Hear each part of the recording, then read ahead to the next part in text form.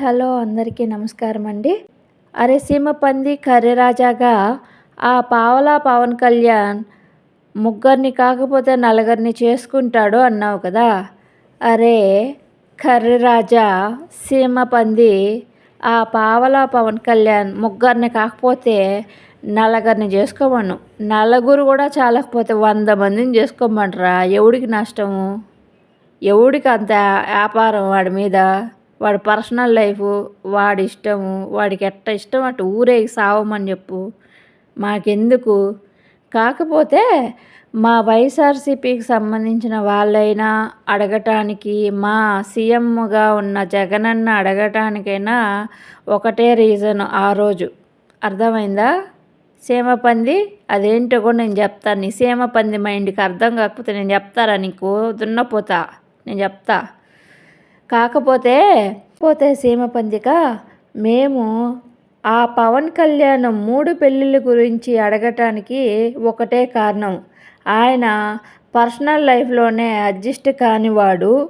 అవతల వాళ్ళు ఏదైనా చిన్న తప్పో పొరపాటో లేదు ఈయనకి నచ్చినట్టు ఉండలేకపోతే నచ్చ చెప్పుకొని లైఫ్ని లీడ్ చేసేలాగా ఉండాలే కానీ వాళ్ళని భరించలేక డైవర్స్ తీసుకొని ఇంకొకరిని పెళ్లి చేసుకునే ఉద్దేశంలో ఉండి ఆలోచించగలిగిన పవన్ కళ్యాణ్ గురించి, ఆయన పెళ్లి చేసుకొని ఇంకొక అమ్మాయిని అడ్జస్ట్ కాలేదని ఇంకొక అమ్మాయిని పెళ్లి చేసుకోవాలన్న ఉద్దేశంతో వదిలేస్తే ఆ అమ్మాయి ఈ సమాజంలో ఎన్ని మాటలు పడాల్సి వస్తుందని కానీ, ఆమె తను చేసిన తప్పు కానీ లేదంటే ఈ పవన్ కళ్యాణ్ చేసిన తప్పులు పొరపాట్లకు కానీ ఆమె కూడా బాధ్యత వహించాల్సి వస్తుంది. అడిగిన వాళ్ళకి సమాధానం చెప్పుకోవాల్సి వస్తుందని ఆలోచించలేని ఈ పవన్ కళ్యాణ్ ఈ వైఎస్ఆర్సీపీ పార్టీ గవర్నమెంట్లో పదే ఆడవాళ్ళకి న్యాయం చేస్తానని, ఈ వైఎస్ఆర్సీపీ గవర్నమెంట్లో న్యాయం జరగలేదనేసనని ఆడవారిని, ఈ రాష్ట్రంలో ఉండే అక్కా చెల్లెల్ని, వైఎస్ఆర్సీపీకి సంబంధించిన ఎవరైతే మహిళా నాయకులు ఉన్నారో వాళ్ళని, మగవారిని కూడా ఆడవారినే కాదు మగవాళ్ళని కూడా ఎంత మాట అంటే అన్ని మాటలు మాట్లాడినాడు. అందరికీ మా జగనన్ననే సైకో అన్నవాడు, తొక్కలకు జగన్ అన్నవాడు, అతపాతాళానికి తొక్కేస్తానన్నవాడు, సీఎం పదవిలో ఉంటేనే ఎమ్మెల్యేగా గెలవలేని ఈ పీకే గాడు నేనేదో పీకేస్తానని మాట్లాడిన సందర్భాలు కూడా ఉన్నాయి రోయ్. కర్రపందిగా నీకు అవేం గుర్తుకు రాలేదేమో కదా. మాటకు ముందు మా పార్టీ జెండా వేసుకునేసి మా అన్న అని మాట్లాడతావు కదా తున్నపోతా పంది సీమ పందిగా. వీటికి ఎవడు ఆన్సర్లు చెప్తాడు? ఎవడు చెప్తాడ్రా? నీలాంటి చెత్తగాల వల్లేరా ఈరోజు పార్టీ సంకనాకిచ్చుకొని పోయింది. అసలు నీకు వైఎస్ఆర్సీపీకి ఎటువంటి సంబంధం లేదు కదా చెత్త నా కొడక. మరి నీలాంటి చెత్త నా కొడుకులకి వైఎస్ఆర్సీపీ కండు వేసుకొని మాట్లాడే అర్హత యాడ్ నుంచి వచ్చిందిరా? మాటకు ముందు మా పార్టీ వైఎస్ఆర్సీపీ, నీ మొహం ఎప్పుడైనా అద్దంలో వెళ్ళి చూసుకున్నారా కర్రెదవా? కోస్తే ఈ రాయలసీమ సరిపోతావు కదరా నువ్వు మాట్లాడుతున్నావు. పతివ్రత వండి వారిస్తా అంట తెల్లారేదా చల్లారలేదంటరా ఆ టైప్లో మాట్లాడుతున్నావు నువ్వు. అయినా మా జగనన్నని ఏదో అన్నావు కదరా సీమపందిగా. ఎవరో స్క్రిప్ట్ రాసిస్తే దాన్ని తీసుకొచ్చి చదివేస్తావు. సీఎంగా ఉండినోడు నువ్వు ఇలా చదవచ్చునా, నువ్వు ఇట్లా మాట్లాడనొచ్చునా అన్నావు కదా. మరి సీఎంగా ఉండిన వాడిని పట్టుకుని ఒక సైకో అన్నప్పుడు యాడ్ చచ్చావు నువ్వు? సీమపంది యాడ్ చచ్చావురా నువ్వు? మరి ఆ రోజు ఒక ఆడియో చేసి ఒక పోస్ట్ చేయలేదా నువ్వు? ఒక స్టేట్ సీఎంని పట్టుకొని సైకో అన్నప్పుడు, తొక్లక్ అన్నప్పుడు ఎక్కడ చచ్చావు నువ్వు అని అడుగుతున్నా నేను. సమాధానం చెప్పరా దున్నపోతూ.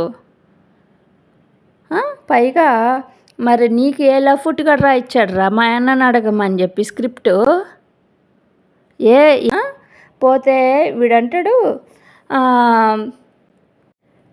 వీడంటాడు ఇట్లా మాట్లాడే నీకు ఈరోజు 151 సీట్లకు గాను 11 సీట్లు వచ్చాయి అని అన్నాడు.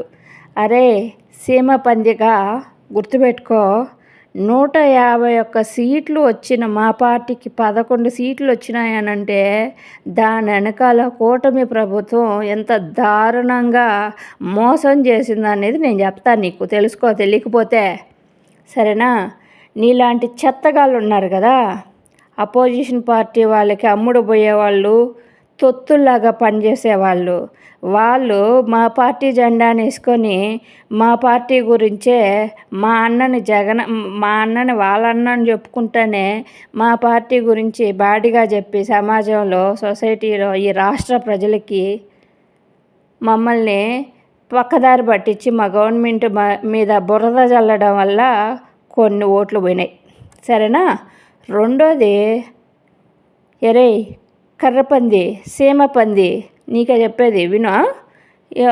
రెండోది ఏంద్రానంటే, మీరు అనుకున్నట్టు మా అన్న చేయలేకపోవడం వల్ల కాదు, మీరు మా అన్న కన్నా ఎక్కువ చేస్తానని చెప్పారు కదా, అలివిగాని హామీలు, సూపర్ 6లని, వాటి వల్ల.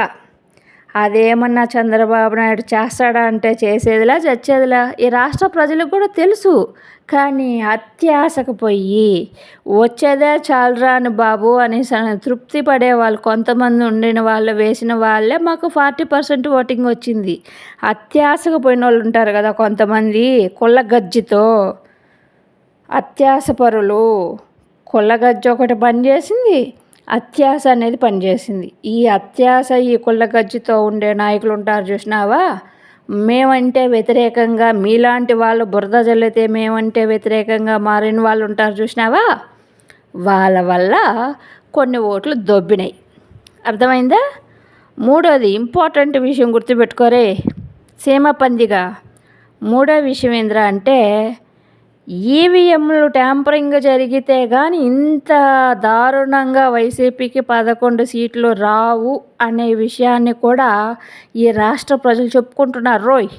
మరి దీని గురించి నీకు తెలుసో తెలీదో, ఫ్రెష్గా ఎలక్షన్ ముందు మాట్లాడేసి అలసిపోయి నీకు ఒక ప్యాకేజీ ఇచ్చినట్టున్నారు బురద చల్లేదానికి. ఆ ప్యాకేజీతో తిని తాగి నిద్రపోయి ఒక నెల రోజుల తర్వాత బయట వచ్చినావు, బురదలో నుంచి పంది కదా ఊపుకుంటూ వచ్చినట్టు, ఇదిలించుకుంటూ వచ్చినావు. ఏమే నీకుంది ముందు మా వైఎస్ఆర్సీపీ గవర్నమెంట్లో ఉన్నప్పుడు నువ్వు మా జగనన్న చేసే పరిపాలన గురించి, మంచి గురించి చెప్పకుండా చెడ్డనే ఎత్తి చూపించినావు కదా. అలానే నువ్వు ఏదైతే మా అన్నలో తప్పు పట్టుకుంటూ వచ్చావో, ఈరోజు నువ్వు ఎవరి తరపునైతే మాట్లాడుతున్నావో నువ్వు చెప్పకపోయినా మాకు తెలుసు కాబట్టి దాని గురించే నువ్వు చెప్పినావని కాదురే, చేసేదాన్ని బట్టే. ఎందుకంటే ఏమాత్రం రాయలసీమ పౌరుషం ఉన్నా సరే, నువ్వు రాయలసీమలో పుట్టానని చెప్పుకుంటున్నా సరే, నువ్వు రాయలసీమ వాసివైనా సరే, నీలో రాయలసీమ బ్లడ్ ఉన్నా సరే, నీకు సిగ్గు, మానం, రోషం, లజ్జ నీలో ఏ ఒక్కటి ఇప్పుడు చెప్పిన వాటిల్లో ఉన్నా సరే, నువ్వు మా పార్టీ కండువని వేసుకోకూడదు, మా జగనన్నని మీ బట్టి. ఎందుకంటే నువ్వు మా పార్టీకి సంబంధించిన వ్యక్తివి కాదు కాబట్టి మా జగనన్నని నీకు అన్నా అని చెప్పుకునే రైట్స్ నీకు ఏమాత్రం లేదు. అర్థమైందా సీమపంది? ఇవి చేయకుండా మా పార్టీ గురించి నీకు ఏ అభిప్రాయం ఉన్నా సరే నువ్వు మాట్లాడు, నేను కాదన్ను. ఎందుకంటే ఈ సభ్య సమాజంలో ఎవడైనా సరే, ఎవరి గురించి అయినా సరే ఒక లిమిట్స్లో మాట్లాడుకునే రైట్స్ ఈ రాజ్యాంగం మనకి ఇచ్చింది. నువ్వు మాట్లాడు. మీరేదో చేసేస్తారు, పీకేస్తారు అని అన్నారు కదా, మరి ఏం పీకారో కూడా చెప్పలేదేంట్రా నువ్వు? ఏం పీకారో చెప్పాలి కదా నువ్వు, ఏం పీకారో చెప్పాలి కదారా నువ్వు.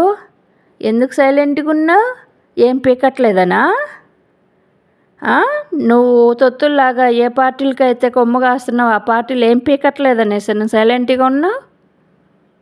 లేదనంటే బురద చల్లితే మెడకాయ మీద తలకాయ లేకుండా చేస్తారనా?